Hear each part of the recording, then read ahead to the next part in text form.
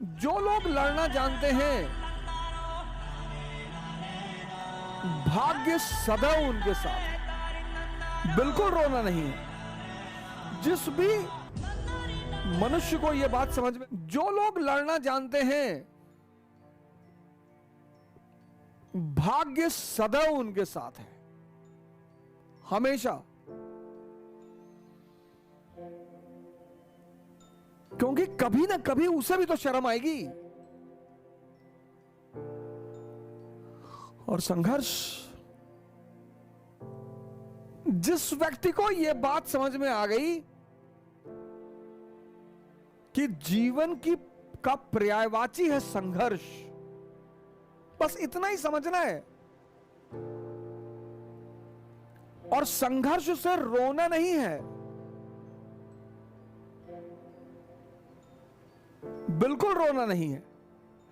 जिस भी मनुष्य को यह बात समझ में आ गई कि जीवन का पर्यायवाची है संघर्ष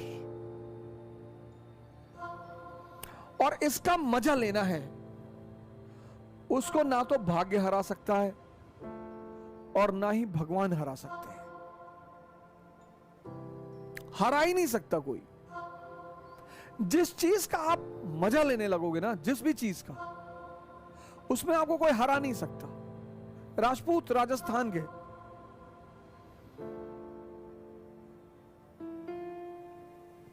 मराठा महाराष्ट्र के, अफगानी अफगानिस्तान के, युद्ध इनका गेम है। जिस चीज में, बस आपको यह चीज समझनी है कि जीवन का पर्यायवाची है संघर्ष और संघर्ष का मजा लेना है। लाइफ, जीवन का पर्यायवाची है संघर्ष और इसका मजा लेना है।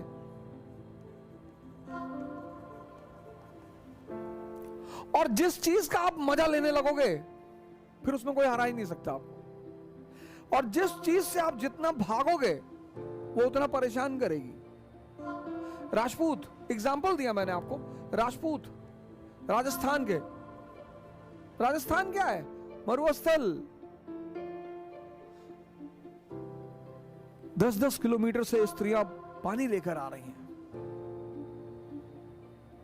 बाजरा खाने को मिलता है।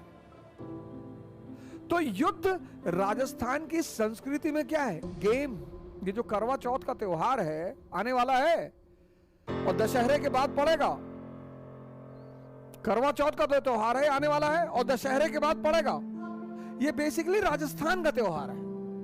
क्योंकि दशहरे के बाद हर राजपूत राजा को अपनी सेना लेकर बाहर निकलना होता था। किसके लिए? युद्ध के लिए। कंपलसरी था, वो निकलना ही है।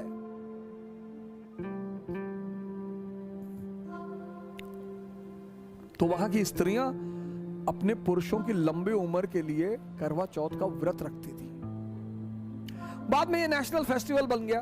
वो मूवी आई थी DDLJ, उससे ये नेशनल फेस्टिवल बन गया। कोई बात नहीं, हर अच्छी चीज का विस्तार होना ही चाहिए, उसमें कोई विरोध करने की जरूरत नहीं है। तो राजपूत,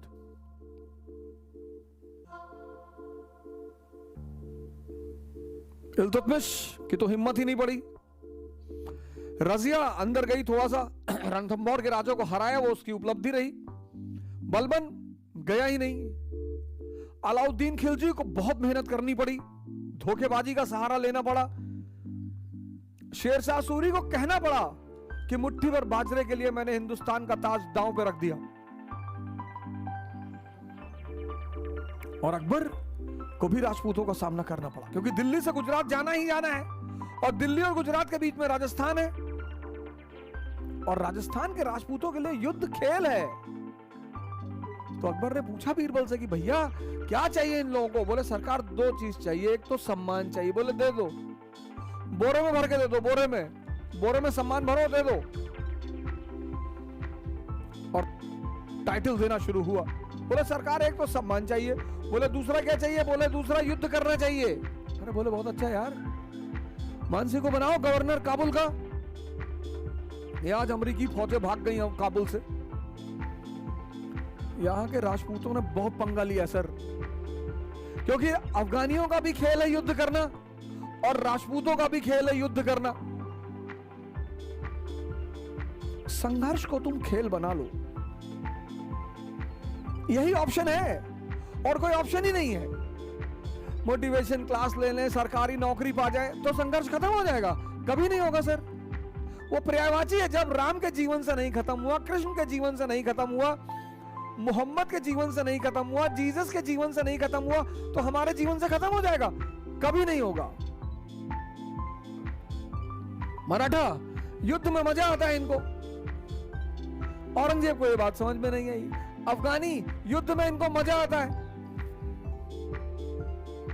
तुम बस संघर्ष को अपना मजा बना लो, और जिसने भी संघर्ष को अपना मजा बना लिया, जीवन उसके लिए मस्ती भरा हो।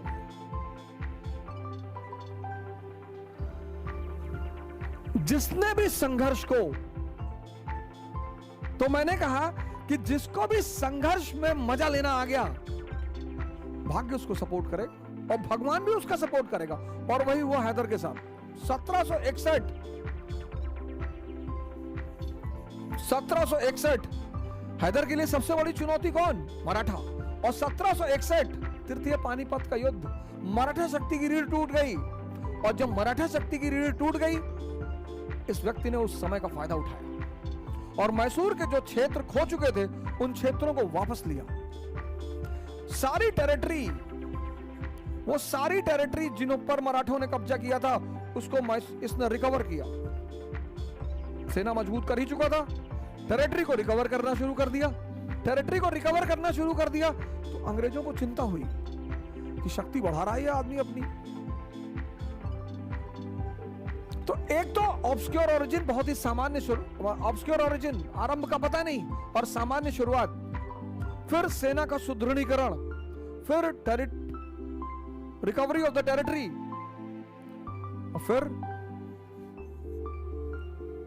Secular nature. मैसूर में चामुंडेश्वरी टेंपल का पुनरुद्धार कराया।